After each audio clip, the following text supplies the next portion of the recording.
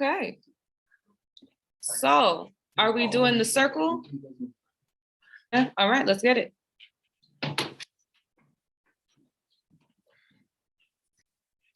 So just remember to speak up for the recording. Okay. All right, great. So what do we have for the table today? Where do y'all want to start?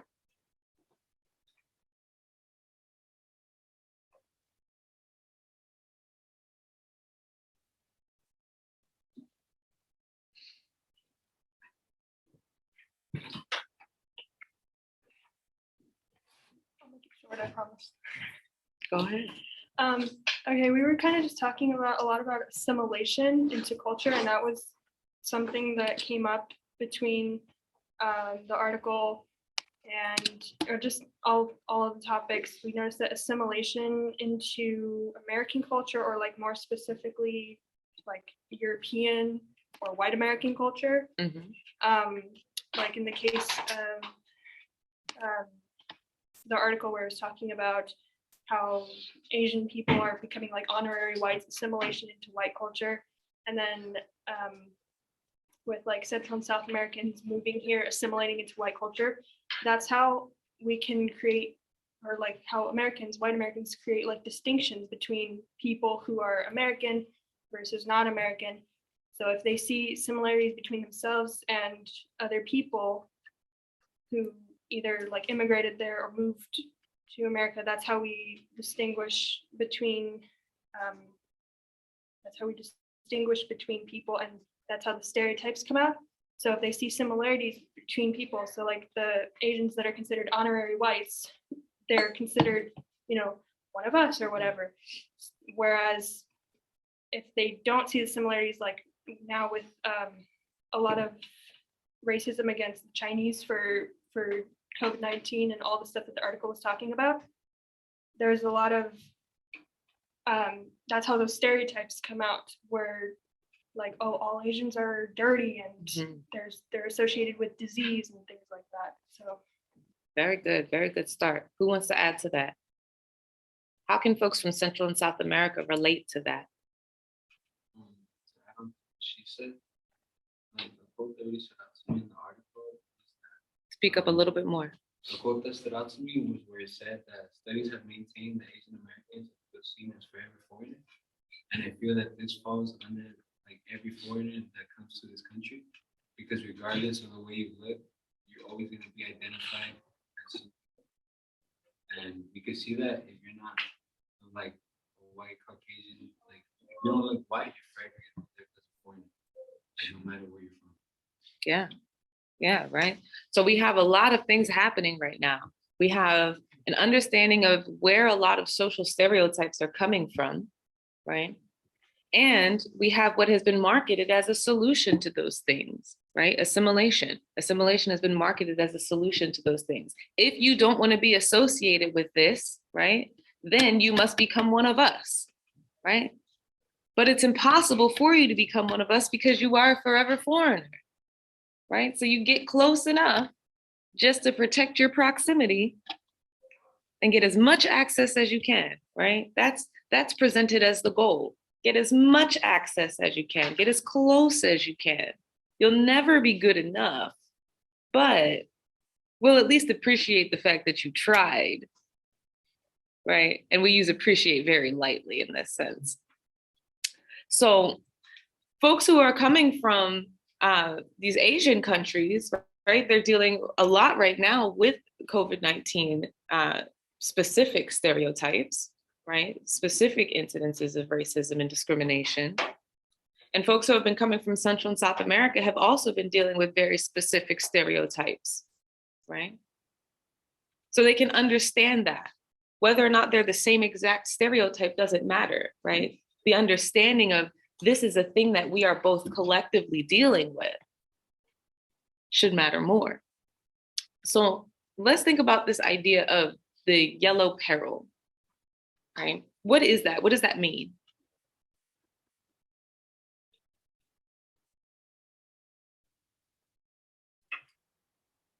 I'm saying that Yellow Peril is like, compared to model minority, there's like the two sides. If you're an Asian and you come to America, it can either go like the good way or the bad way. So Yellow Peril is the bad way, where you're seen as all the stereotypes and you're never going to be assimilated into the culture and you're never going to be considered one of us. And that's when it's like you're associated with disease and you'll eat anything and stuff like that. So that's like the bad route. Yeah.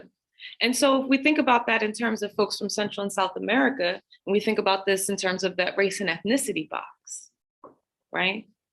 They get to select the ethnicity. Yes, I'm from Central and South America somewhere, right? But also, no, wait, I'm white too, right? Or I'm something else, because that's not marketed as a race, right? Being brown is not marketed as a race. So you still have to select something, right? You still have to pick a side, right?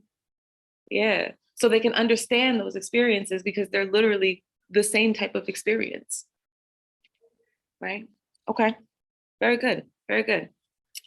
All right. Where else do y'all want to go with this? Excellent starts. So going back to the article, we also talked about how media had a big impact on this stigma against Asian Americans.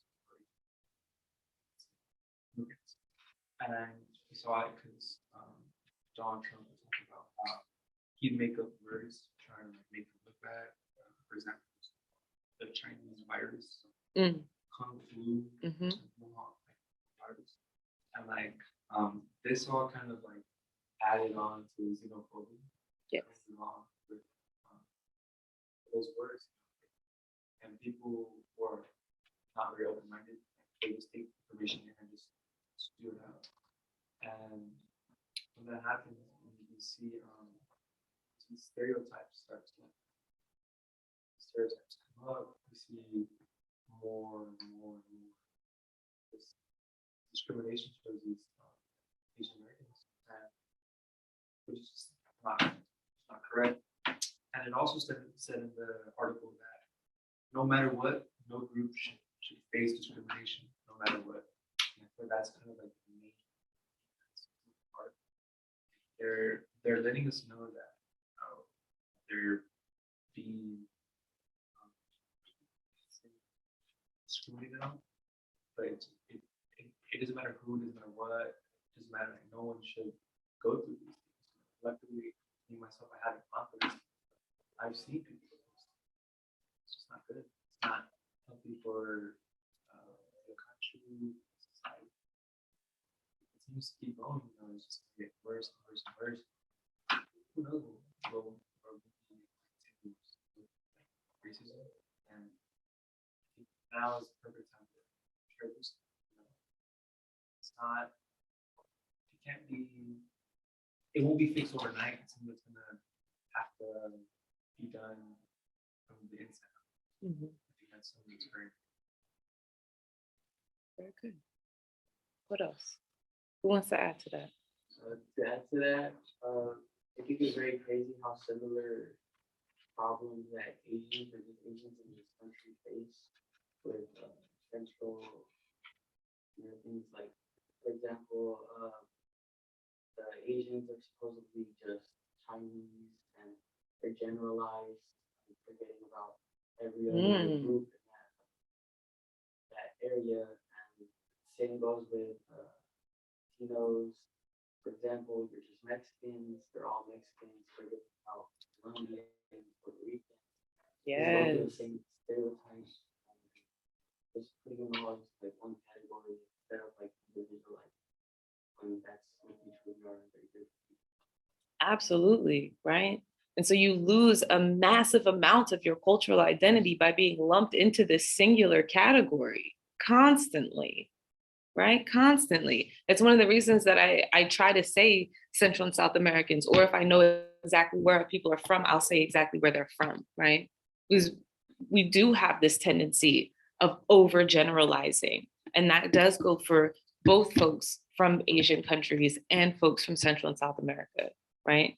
Africa as well, because we talk about Africa like it's a country and not a continent, right? There's a lot of motherfuckers in Africa too, right? Very different cultures.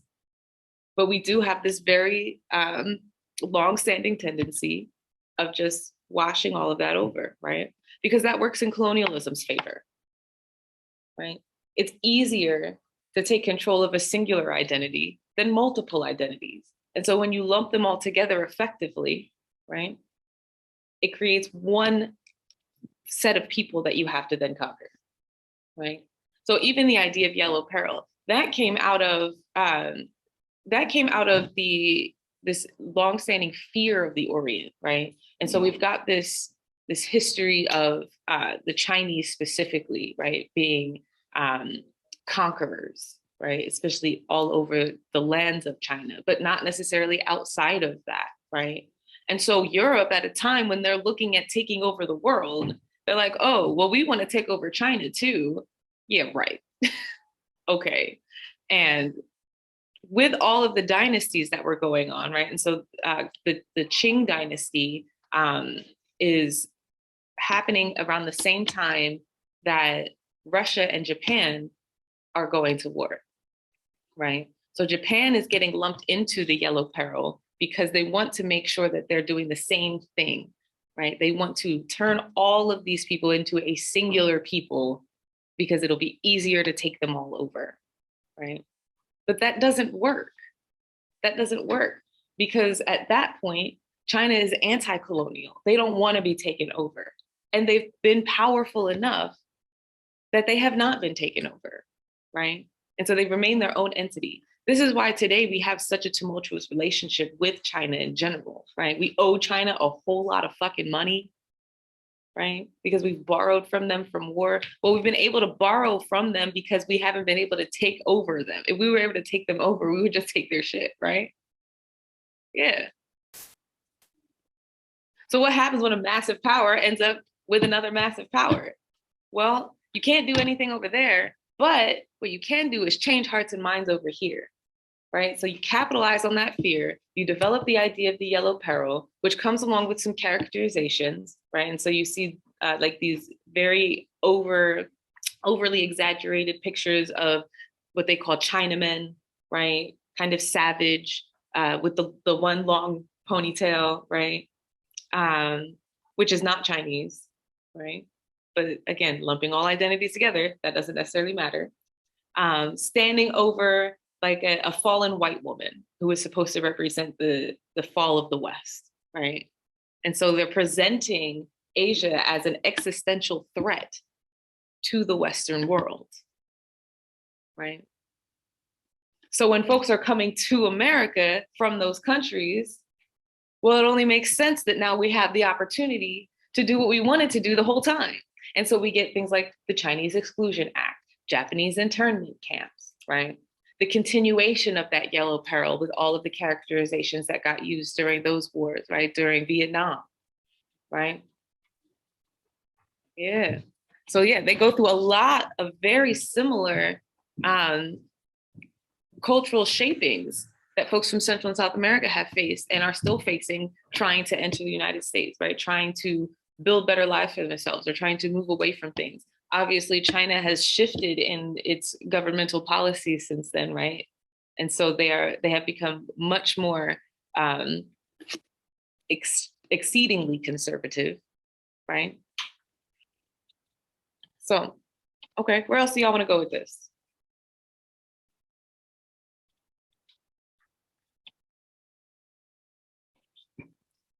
What can we add? Give me something from the film. I felt like back to the colonialism you're talking about. Mm-hmm. In the film, the Cambodians, they're all like being taken over by the rebels, Yeah. and they're getting all their freedom and their liberties taken away. And it's similar to like the Central and South Americans back then. They got taken over and basically conquered by the Spaniards, and they just got forced out of their territory the same way. That's just like what I felt. Too connected. Yeah. So like back to the idea of like colonialism and being able to take over and have more power than other people. Right. Absolutely. Right. Because you saw how they ended up taking over, right? They were just like, oh no, you're under control now. Right. You answer to Ankar now. That's it. We're done. Right. And then even going to try to leave, right? He was almost found out for being a government worker, right? Oh, that was scary, wasn't it? Oh, I felt so bad for him and his kid, right? But how many folks from Central and South America have had that similar type of a story where they have to concoct an identity in order to try to make moves, right? War is not an isolated incident, right? A lot of places in the world have experienced war, and as a result, a lot of places have experienced mass exodus of their own peoples, right? So yeah, the histories of colonialism have absolutely impacted multiple types of communities, and you get to see it enacted in the film, right? Many of us have heard stories of this enactment within our own families. And then we still have a lot of experiences that are the children of those today, right? Give me an example. How do we experience colonialism today?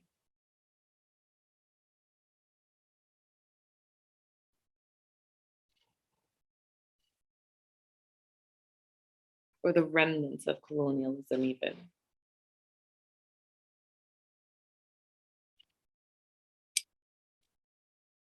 What do you think?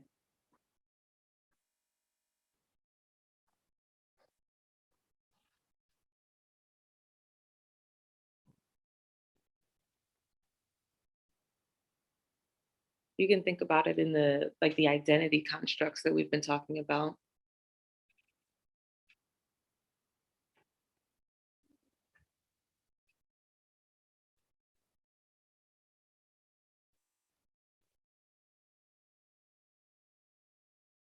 About the mass naming of people as criminals, right? Remember, it's easier to control people when you flush out most of their identity and only have to work with one, right?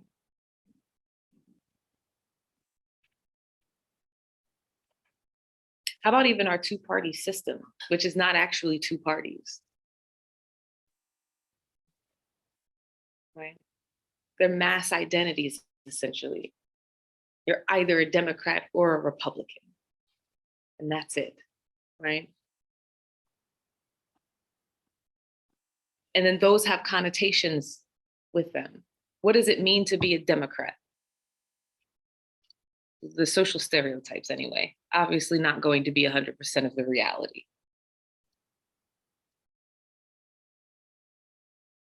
What do we think when we hear Democrat? High taxes. High taxes.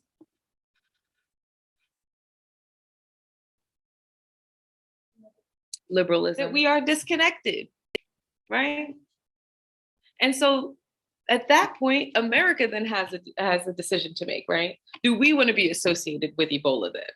Right? Because that means at some point, white Americans are also going to be associated with this. Do they really want to be associated with an African disease? Probably not, right? So it died out. Ebola just went away like that. One of the most contagious diseases on the planet, just we don't hear about it no more. It was supposed to be a major thing right before COVID. So now COVID hits, right? And we have our forever foreigners who are easy targets, right? So COVID blows up, man. And again, it is not to say that this is not a real thing. It absolutely is, right? We have had real devastating impacts from this. But the fear mongering that we've done, right? The continued exiling of Asian folks in response to COVID, right? Feeding into the Yellow Peril. That's what happened. That's how it became as extensive as it did. You know, when you're scared, you're actually more susceptible to diseases. Did you know that? When you're scared, when you're stressed, you're more susceptible to things because your body's too busy fighting all of that off to properly respond with its immune system. You know, it's kind of like if you're getting chased by a bear, but you haven't eaten in 24 hours, are you going to stop for a sandwich? No, right? Fuck that hunger. You don't even feel it. right? Same concept. So how are we doing? Doing all right? Yeah. Okay. Give me one thing that y'all learned about each other.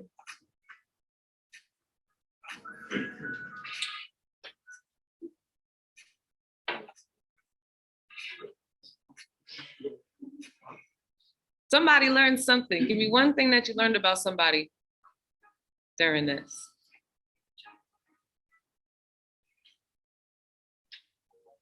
So I learned that he likes Chivas, that he goes for Chivas. Okay. All right. Good. What's going on in the communities? What's happening in the world around us?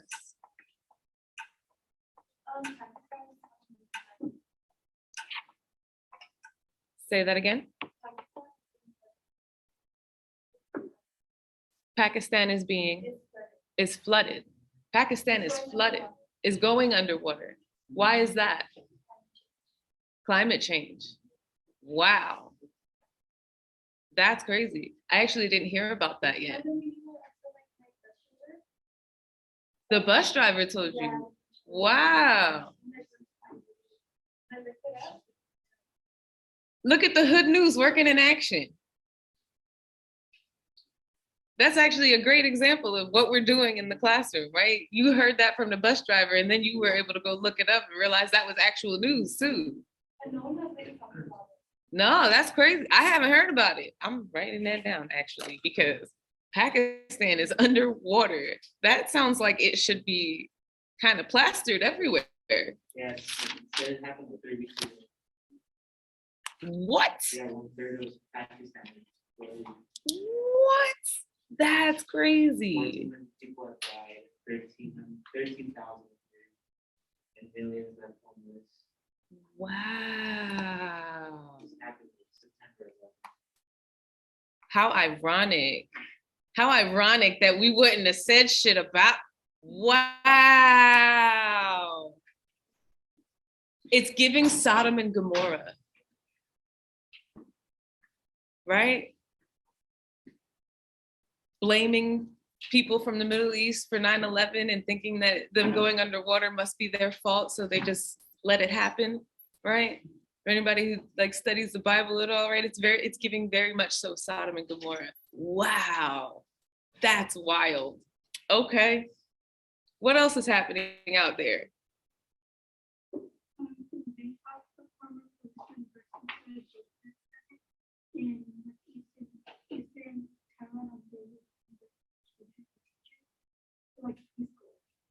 Wow, what was the motive?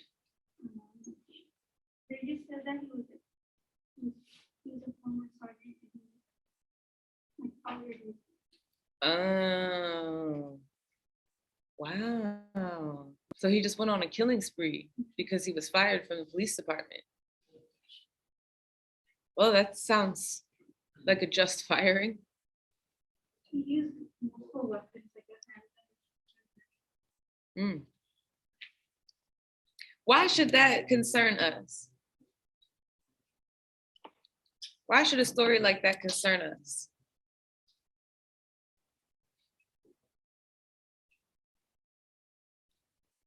What do you think? Sure, they're kids.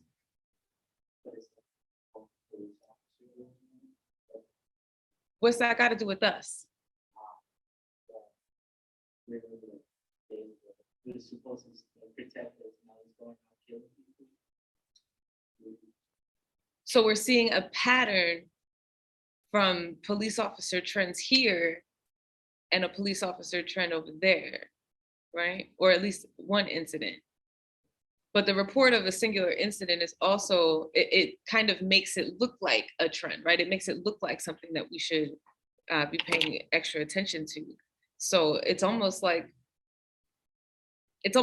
by showing this article, right? It's like saying, well, look, police brutality happens everywhere and all kinds of things, right? So why are we so worried about it here? That's usually how I pick things like that up. Because why else will we pick that singular story to tell here? Because that's US news. That's a US news source. It's like Instagram and it just shows you What is the page? it's subject. It's called Jackfruit. What kind of a news source is it? Let me see. Can I see?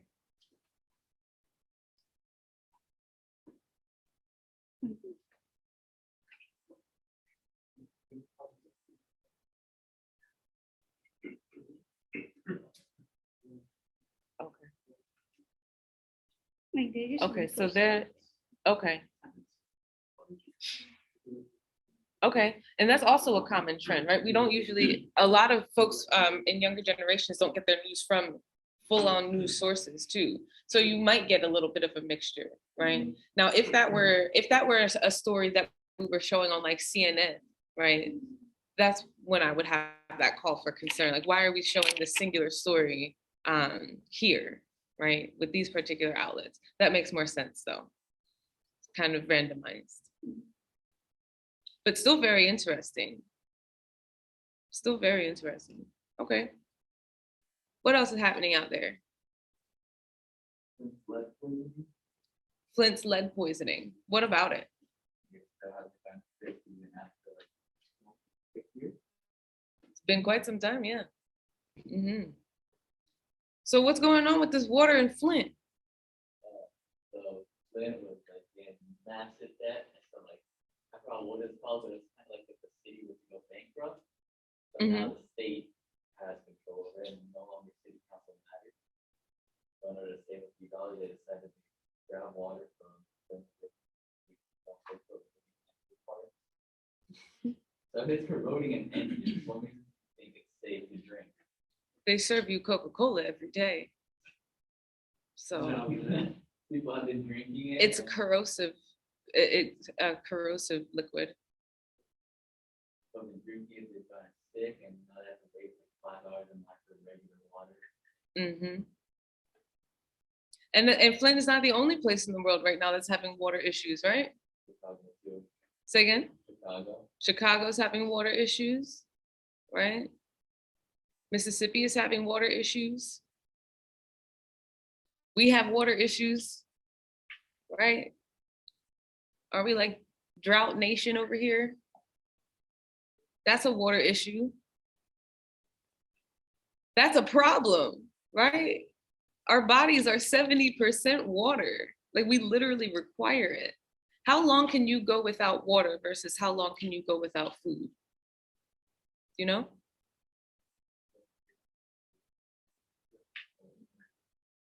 It's a month without food and 7 days without water. Yeah. So water crises are really important for us to be following. Do y'all drink the water that you like, that comes out of your spouts at home? You like, no. Use a Brita? Okay. Me too. Don't trust it. All right. All right, it is 8:49. So hold on, let me check your peers real quick. It looks like they're having an issue. Same.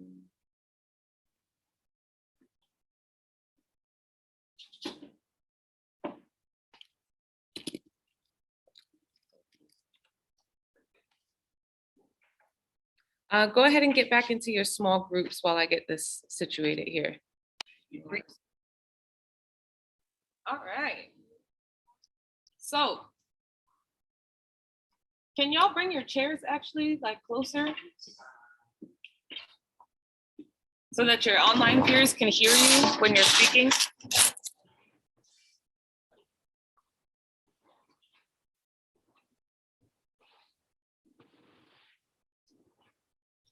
Everybody come and pretend to be in class. Yeah, there we go. Come on down. Come on down. I'll pay for this shit. You can move it. Why not? All right. So what have we brought to the table? What kind of comparisons can we make? Who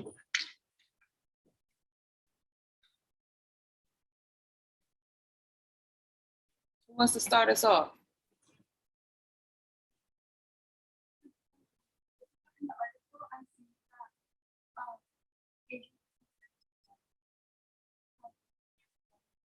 that Mhm. So Asians compared to whites, right, are considered whitewashed. Is that what you said? Yeah? Okay. Somebody add to that.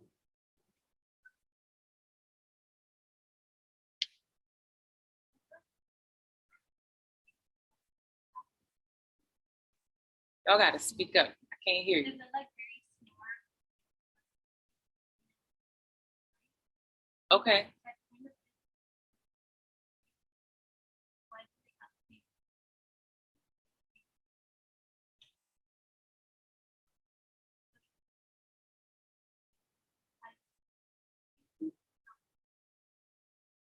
Okay. and I feel that's kind Okay. So hold on. So let me recap because I know they can't hear you. of So what you said was it's because of their status, right? It's because of their status, not necessarily their race. It's because of the stereotypes of them being smart, right? It's because of the greater wealth, right? The generational wealth, right? Okay. And then what did you say after that?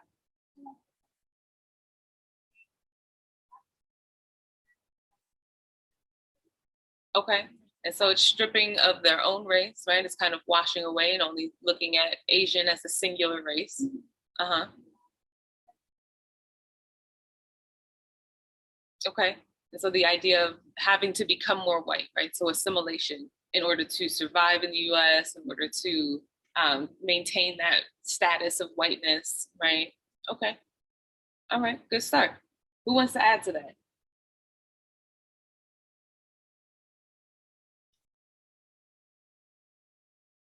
How can folks from Central and South America relate to that?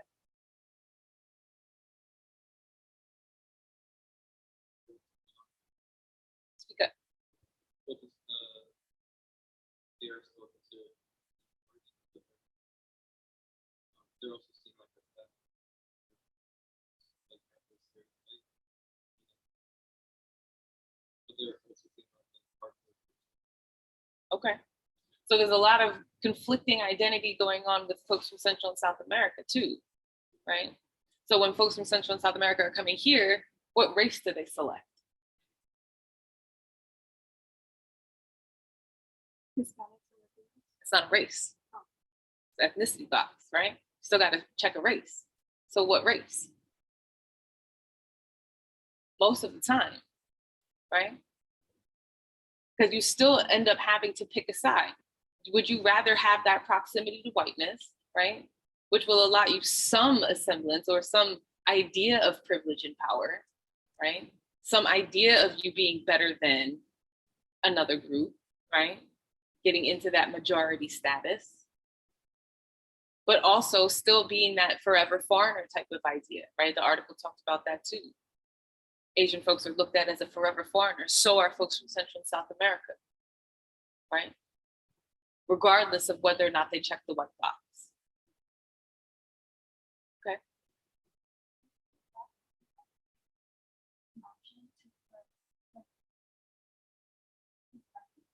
Yeah, sometimes it's not even there.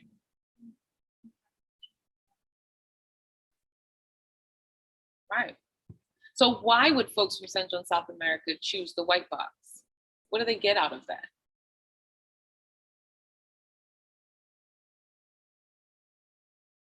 Because you could pick other, right? If you're darker skinned, you could just easily just say black. But why not? What do you think?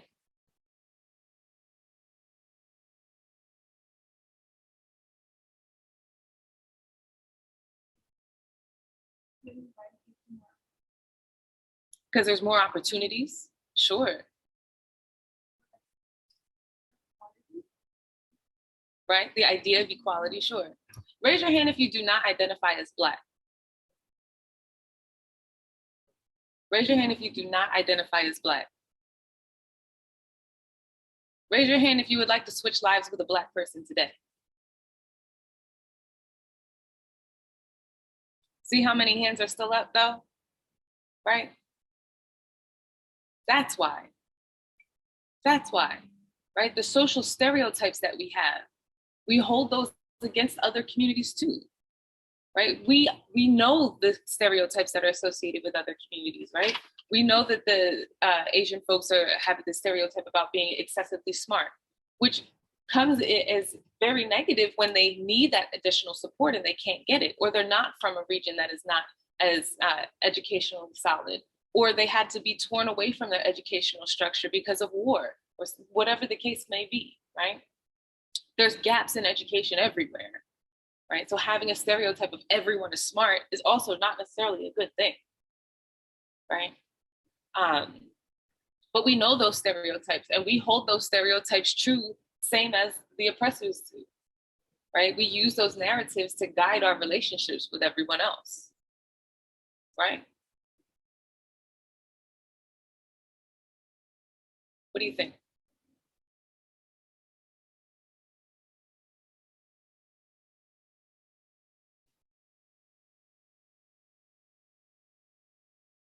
What do you think? Y'all actively engage in stereotypes? Have you stereotyped someone before? Absolutely, right? We'd all be liars if we said we didn't. We've been conditioned to do that, right? So absolutely we have. Okay. Give me some more. Give me something with the film. Who wants to add to this table?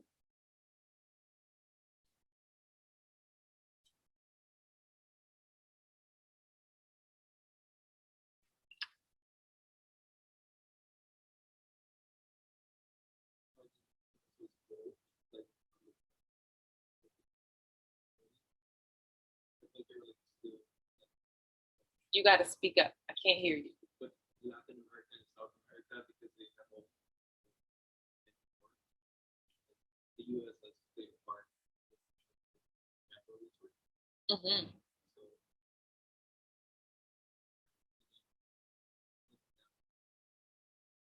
Once the damage is done, they just get out of there, right? Yeah. Okay. Add to that.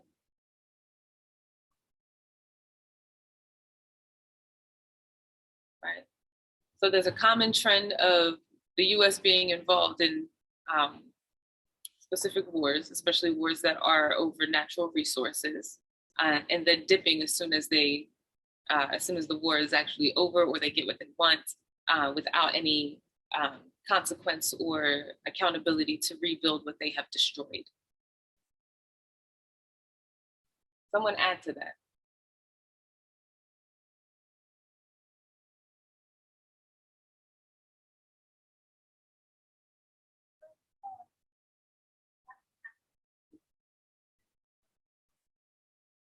The place the family was taken to reminded you of concentration camps. Okay.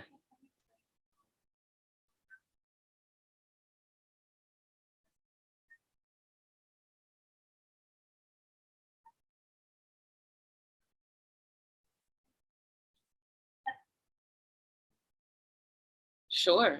Yeah, a lot of places have concentration like camps going on, right? Who's got a concentration camp like place going on right now in the world?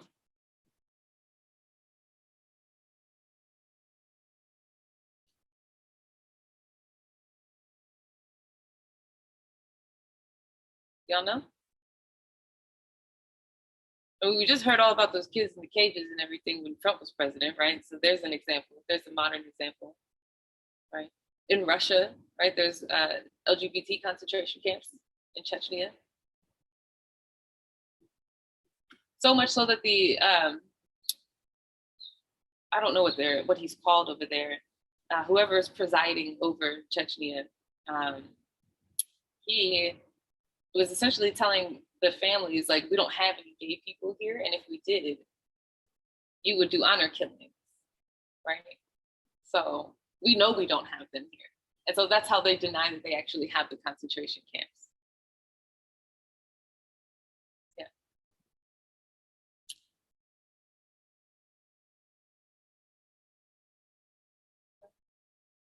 About our jail systems, they kind of function like concentration camps.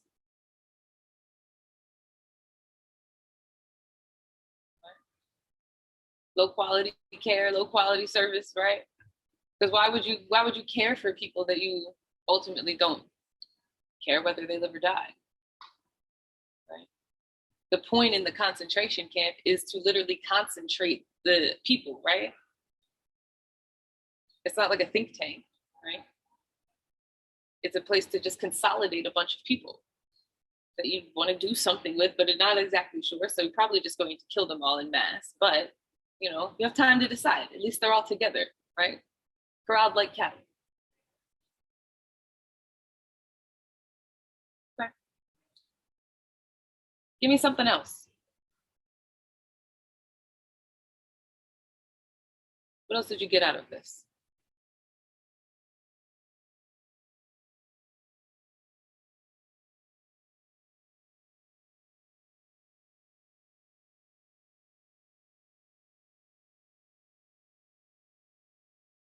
Let's get a new voice.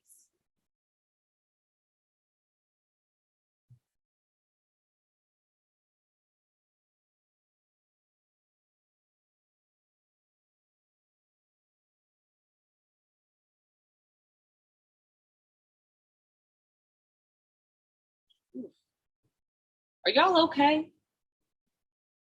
I'm serious. This is dragging. If it's dragging for me, I know it's dragging for y'all. What do y'all need?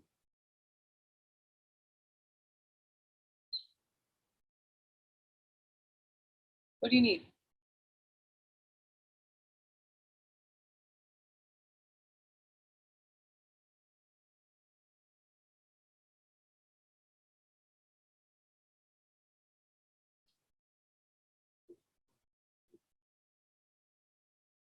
You don't know how to engage in the conversation.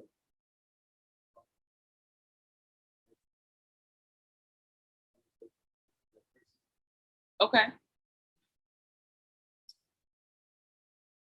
How can I?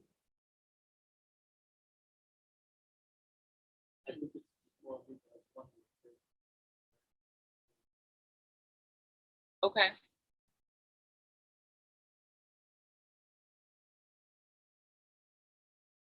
But you're also not going to learn how to engage in it if you don't try.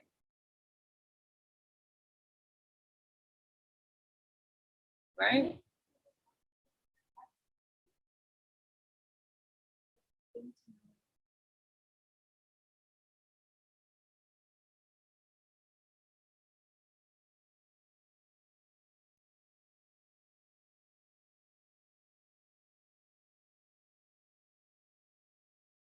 So the same people. Because this is difficult. This is more difficult than teaching online.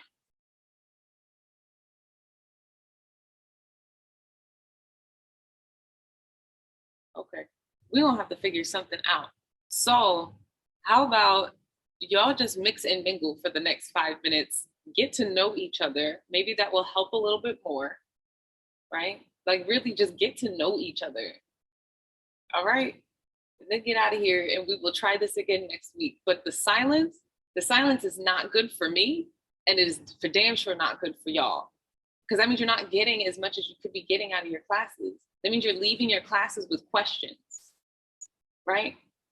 That means you're leaving your classes not understanding any of the material or whatever pieces of the material, right? Because you're not asking for that help. I already know that you're not, because if you're not asking anything here, you're definitely not asking over there where they're just ignoring you. They don't even know that you're not engaged. Okay. Yeah, go mix and mingle and we'll figure this out. All right, online folks. This was not where we intended to go, clearly, but as you can see, campus is kind of struggling with engagement, and that is making the quality of what we can talk about much lower than I was anticipating for the online lectures. So I'm gonna try to figure something out, and I will communicate that with y'all on band. Otherwise, I'm gonna let y'all go as well so that you don't have to just be here for the mix and mingle. If you have any questions or anything you want clarification on, you know where to find me. Please feel free to reach out. You're very welcome, Teresa. Have a great day. Mind your self-care, and we will talk next week.